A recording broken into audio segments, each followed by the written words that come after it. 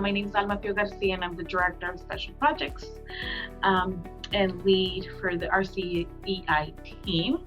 So today with us, most of our members are here today. I wanted to acknowledge Ms. Loredo. She's a parent for a student at one of our middle schools, La Paz, and one of our high schools. And she's also very involved in our community and agency building health communities. Gabriela Silva, a parent from Salinas High School, one of our high schools. Veronica Hernandez is one of our community liaisons at one of our high schools. Loretino Estrada is the community liaison at one of our middle schools. Our Associate Superintendent, Dr. Blanca Baltazar, our Principal, Kim McCulloch from Hardin Middle School, our Parent Involved Coordinator, Karen Rivera, and Dr. Matt Turkey from Monterey County Office of Education, and myself. I wanted to share a little bit about our district. We are a district with over 16,000 students. We have 5 comprehensive high schools, one being the newest, that is in their 3rd year, 4 middle schools, 1 alternative education, and 1 independent study schools. Our demographics, about approximately 85% of our students are socioeconomic disadvantaged, and about 22% are ELs and 11% students with disabilities. These are our community engagement sites. So Hardin Middle School is a school 7 and 8th grade only. About 1,098 students currently, 89% socioeconomic disadvantage, 30% English learners, and about almost 13% of students with disabilities. Rancho San Juan is our newest high school. This is the first year that they will have a graduating class, so that's very exciting. And they have a population of 84% of the students socioeconomic disadvantage, 17% English learners, and about 12% of students with disabilities. I would like to introduce Karen Rivera, and she will go over the parent engagement and some of our highlights before we go into our problem of practice journey. So hello everyone, my name is Karen, and here are some of our highlights that we have in our district. We have community liaisons at every site, and they support parents offering weekly meetings, right now, virtual, before in person, and they bring guest speakers from our communities, any resources that parents would benefit from, site personnel, and are the main point in the school if a parent needs any support. As a parent involvement coordinator, I'm the support for the community liaison, whether it be technology support or training or any support they might need, or if they're absent and I need to take over their weekly meetings, I'm just here to support them with our parents. District-wide, I am here to support all of our parents, so they can call me in my office from any site and I can support them in any way I can, or guide them to the person they should be, that could support them better. I also organize and plan our monthly district-wide workshops or district-wide conferences or district-wide support that we provide to our parents. And our workshops that we provide at a district level are based on parent input that we provide them with a little brief evaluation at the end of every session, and based on their needs and their requests, we bring this topic. So every year changes according to their needs and the community need as well. So this year we started with virtual weekly chats with a dual advisor, which is a therapist in our community, very well known. And we provide these sessions at 6 p.m. Just for an hour, and we alternate between English and Spanish sessions. We also have workshop series such as Parent Digital Academy, which we started with pandemic, Parent Project, that's also like 10 sessions for just supporting parents with parenting. We also have, like I mentioned, different monthly workshops such as understanding your child's IEP and immigration updates, and other different workshops regarding parenting. We work in collaboration with other departments, so we're very proud that the beginning was just our department, but now we are working more and more in collaborations with departments, since we know that every department needs support as well in supporting our parents. And we offer conferences. We started a student family conference about 13 years ago. Sadly, because of the pandemic, we haven't been able to have it in person, and we kind of had put a hold on it because it was a very hands-on conference. We also have the Mental Health Matters Conference, but that one we have been able to operate virtually for this past years. And Ms. Loredo, I don't know if you want to, or Ms. Silva, I don't know if you're there, if you want to share a little something about our engagement in our district. Sí, gracias, Karen. Buenos días. Mi nombre es Alma Loredo. Soy madre del distrito de Salinas Union. Tengo 2 hijas, una en middle school y una en high school. Y siempre he estado muy involucrada con el distrito, y algo que me gusta mucho es las conferencias que hacen 2 veces al año, que son Fortaleciendo Familias y la salud mental importa. Creo que me gusta todos los recursos que nos traen, todas las oportunidades que los padres podemos ver para nuestros hijos cuando ellos nos traen esas información tan importante, pero sobre todo la conferencia de salud mental fue muy especial estos últimos 2 años, ya que debido a este proceso de la pandemia, hubo mucha necesidad que los padres teníamos de conectarnos para saber no solo de la salud mental, pero cuál era nuestro rol ahora durante esta pandemia. Y el distrito hizo muy buen trabajo en traernos información muy seguido. Nos reuníamos vía virtual. Fue muy gratificante ver que el distrito respondió en ese momento y hicieron lo posible y nos enviaban información, pero también nos traían y nos escuchaban. Entonces creo que eso es muy importante, esas oportunidades para poder conectar y construir la relación con la comunidad y los padres. Gracias, Karen. Gracias, Ms. Loredo. And not to forget our district-wide parent advisories. So we have DLAC at district level, ALCA Parent Advisory Group, which Ms. Alma Loredo and Ms. Gabi are part of. And we have representatives from each side. We also invite our school site council parents and ELAC parents. This year, definitely, we were able to have more parents than other years. I think the virtual has really helped as well. And at a site level, parents also are able to join any clubs offered, and it varies by site. We have FFA, Future Farmers of America Club, Booster Club, and our community liaisons. Some of them have started parent clubs as requested by parents. So that's some highlights from our parent engagement at Salinas Union High School District. Thank you, Karen. Thank you, Ms. Loredo. So now now that you've seen a little bit about our district, we're going to go into our journey into developing a problem of practice. So this is the first slide, right, that we all started back in August in our first meeting, and kind of trying to have a conversation and develop those areas of that we felt we needed to grow in. So we moved on to the fishbone activity that was presented. And so during this activity, each one of us in the team had an opportunity to put their idea in. Okay, what do we need to work on? What is something that we would like to focus?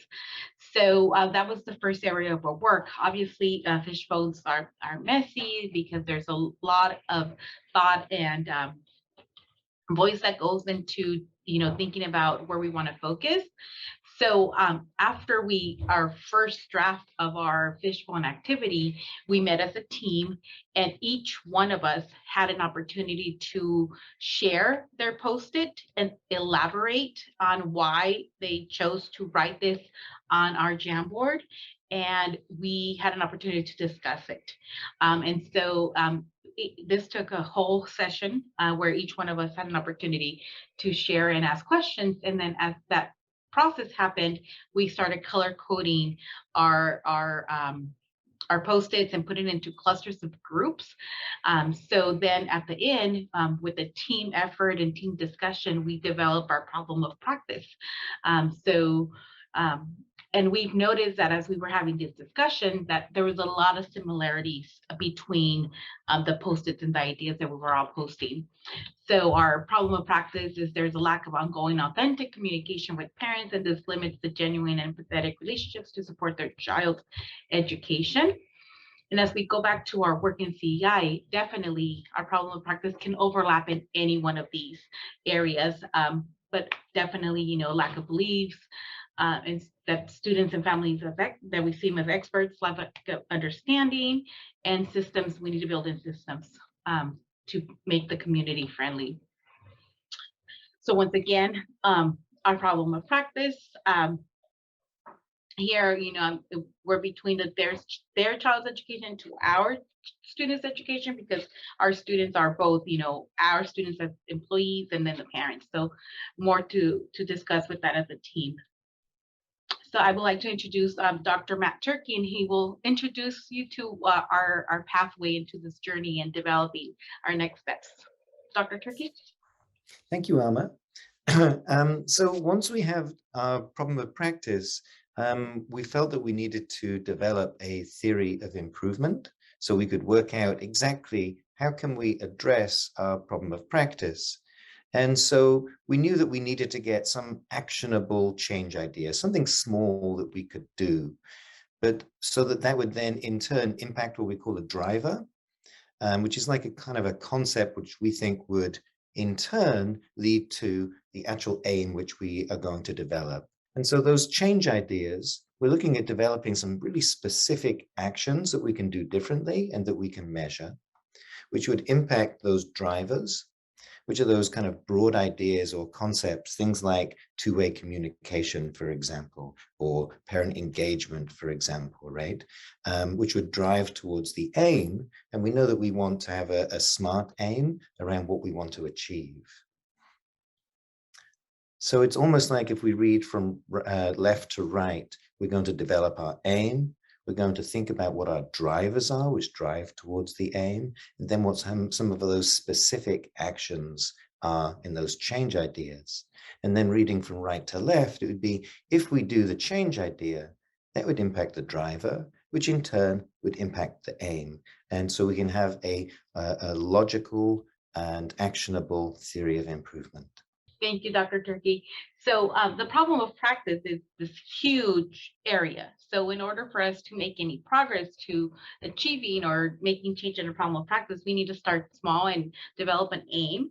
So our aim, our small piece out of a problem of practice, is to increase ongoing authentic communication with parents to build genuine relationships to support our children's education. So developing our aims is we need to develop what are our next steps. We need to make sure that we have a goal that is measurable. We need to have data, and we agree that, you know, we have to have both qualitative and quantitative data. Qualitative, you know, looking into interviews or parent interviews or our parent surveys that we have developed to be able to start with the baseline data. So as Dr. Turkey described, so this is our aim: increase ongoing authentic communication. So what are some of the changes that we can implement to support us moving into this or achieving this aim? So as a team, we all had an opportunity to do a driver diagram. And we started with our parent, you know, our team, our community liaisons, our principal, our superintendent, associate superintendent, and we started with the non-educational example. So we want to decrease blood pressure. So what can we do to decrease our blood pressure? And we stated, oh, well, we can diet, we can exercise, we can sleep. So those are our big concepts that we would like to address in order to decrease the blood pressure. So from there we went, okay, well, we want to diet. Well, what do we have to do? Well, we can reduce our soda intake, we can eat more potassium, and that will help our diet. That in turn will help with the decrease of the blood pressure. Then we can say, oh, well, we can reduce our alcohol intake, which in turn will help all of our big concepts: our diet, our exercise, and our sleep. Or we can start going to the gym. So in turn, it will help us sleep better and increase the exercise that at the end will achieve us by helping us reduce the blood pressure. So we thought it was important to bring a non-educational example as our thinking process for our aim, right? So we met as a team in a second or third meeting. We split into two teams. This was our aim, and we were but came up with some drivers, potential drivers. So in order to increase the ongoing authentic communication, we believe that we need to bring a sense of belonging. We need to bring in ways to increase our relationship building. How can we share power with parents and that they feel that they are being part of the process, and two-way communication. So now we have some big concepts and ideas. So what changes can we make to achieve our aim? And we're looking at one driver at a time. So similarly to what are the things that we can do to decrease our blood pressure, what specific changes can we add here? So again, as a team, we broke each of these drivers and came up with some change ideas that we would like to implement to go towards a driver. So the first thing we know that we need to do is to find a common or establish a common definition of what a two-way communication is. We need to find some systems to gather feedback, possibly including some applications, Parent Square, or anything that's out there, simple text, things that our parents can use and be familiar, and we can engage in two-way communication. Also develop some timely communication systems, making sure that we give parents ample time when there's events coming up, meetings coming up that are important. Also finding a place for parents to have a parking lot question, something that they can quickly address, and us as a district or as a school side be able to respond or guide them towards the next support. The second one is relationship building. I'm so sorry to have to cut you off, but we have about 8 minutes. We're in the Q&A session at this point, so we need to go ahead and start moving into that. Sounds great. So relationship building is the next one. These are our change ideas. We have not finished. So we still need to go into the sense of belonging, and we still need to do with the sharing of powers. We would like to finish all these because we know that these are have lots of similarities. So our next steps is to focus on one driver, which change idea is going to give us more for our money, basically, and then develop or engage in a cycle, implement that change idea and analyze it and see if we're making progress. So thank you, and sorry for making it too long. No, it was wonderful, wonderful information. I wish we had more time to hear the rest of it, especially to participate, maybe give some ideas for the change ideas since you're still working on that. But thank you all so much.